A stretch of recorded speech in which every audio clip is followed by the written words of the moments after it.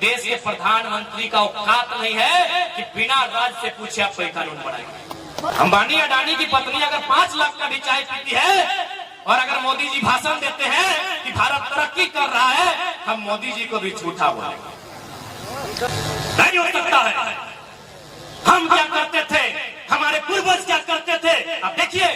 इसलिए यदि इस देश में मराठा एग्जिस्ट करता है, इस देश में अगर गुजराती एग्जिस्ट करता है, इस देश में अगर उड़िया एग्जिस्ट करता है, तो झारखंड का राणभूम भी एग्जिस्ट करना चाहिए। झारखंडी का अधिकार भी एग्जिस्ट करना चाहिए। यदि इस देश के संविधान आर्टिकल 371 में जिक्र करता है कि नागालैंड की रूढ़ी प्रथाओं को देश की संसद चुनौती नहीं देगी, तब झारखंड भी एग्जिस्ट करना चाहिए।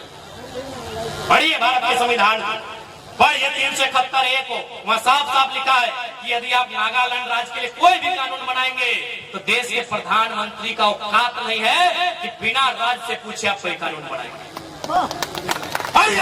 इसी भारत के संविधान को फिर आके ज्ञान दीजिएगा, फिर आके लेक्चर दीजिएगा। असल में दिक्कत है ना, इनको वहां भी खाना है और यहाँ छीन के खाना है।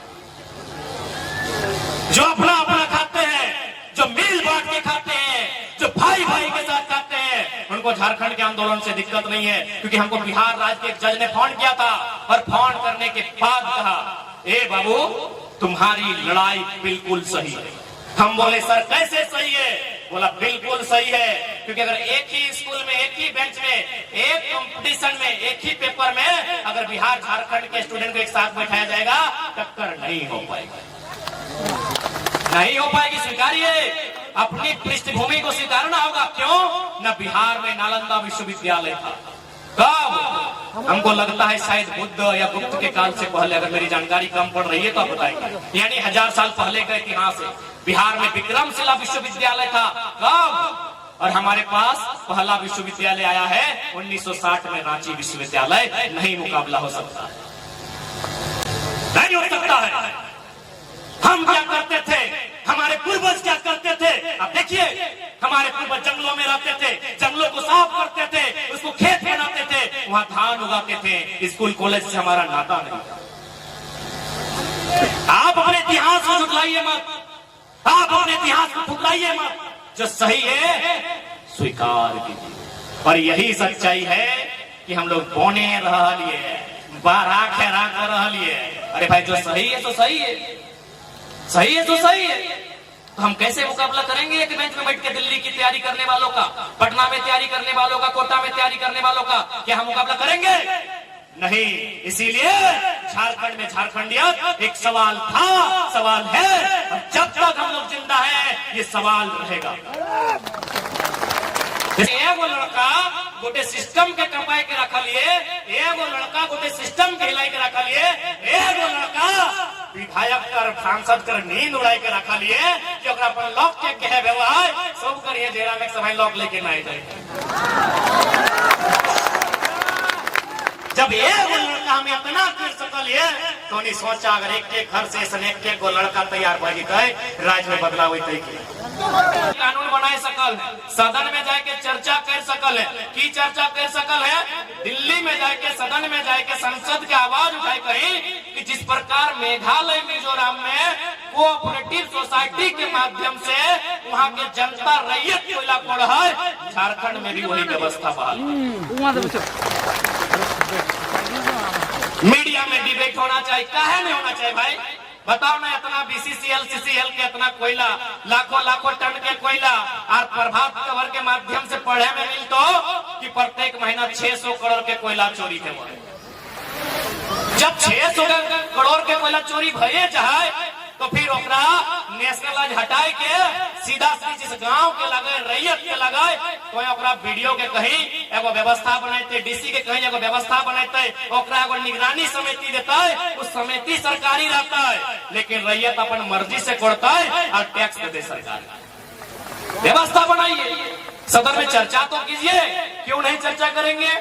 क्योंकि भारत के संविधान आर्टिकल 39 में साफ साफ शब्दों में जिक्र है कि भौतिक संपदा का इस प्रकार वितरण होना चाहिए कि जन समुदाय की भागीदारी हो सके।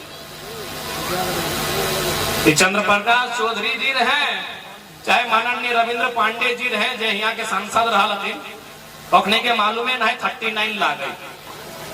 चर्चा तो कीजिए ना भाई। हम ठीक है, नियम बने नहीं बने बाद में बने, 5 साल बाद बने। अभी देश में ओबीसी को लेकर चर्चा में रहता है। ओबीसी आरक्षण का मसला 1952 का था, पूरा 1990 में हुआ था। आप चर्चा तो कीजिए, आप सदन में बात तो रखिए, क्योंकि देश के प्रधानमंत्री छाती ठोक के बोलते हैं कि हम भारत को उन्नति राष्ट्र बनाएंगे।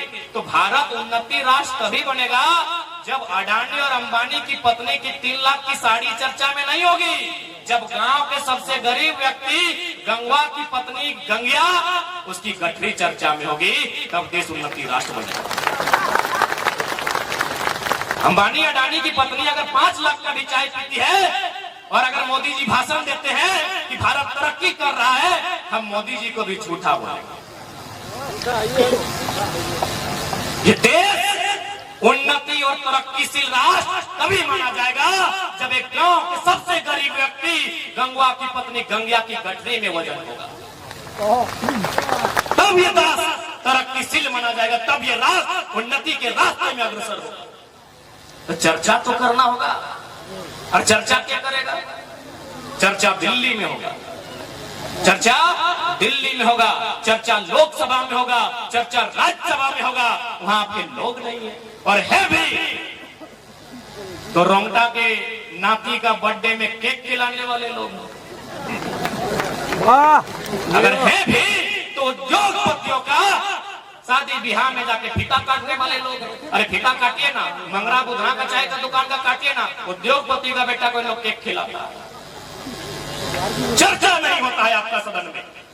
हम महाराष्ट्र गए थे, हमको 2 विधायक और 1 सांसद बाकायदा मीटिंग के लिए घर बुलाया, हम इनकार कर दिए कि हम आपसे यहाँ मिलेंगे, झारखंड में भूचाल हो जाएगा, हम नहीं मिलेंगे। आप झारखंड आइएगा, हम मिलेंगे, हम यहाँ आके नहीं मिलेंगे। एक साधारण लड़का, ये कोई तारीफ की बात हम नहीं कर रहे। जितने लोग हमारे साथ महाराष्ट्र गए थे, फरजान खान सामने है, उनको कुरान की कसम खिला के बोलिए, अगर सच्चा मुसलमान है तो गवाही दे देगा कि हाँ सही में हम लोग को ऑफर आया। पूछिए फरजान खान हमारे सामने। यदि आपको लग रहा है कि हम झूठ बोल रहे हैं तो फरजान खान एक मुसलमान साथी हमारे हैं, उनसे पूछिए कुरान सामने रख के, वो बोलेंगे। 2 विधायक और 1 सांसद का हमको मीटिंग को ऑफर आया था कि आपसे हम लोग से मिलना चाहते हैं। हमने एक लाइन कहा कि हम लोग आपसे नहीं मिल सकते हैं, क्योंकि झारखंड में अगर हम मिलेंगे तो झारखंड में गलत संदेश जाएगा।